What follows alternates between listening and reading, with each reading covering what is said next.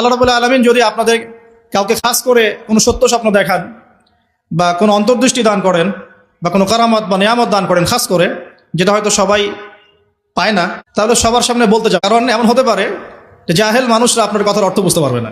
এটা একটা শিক্ষা।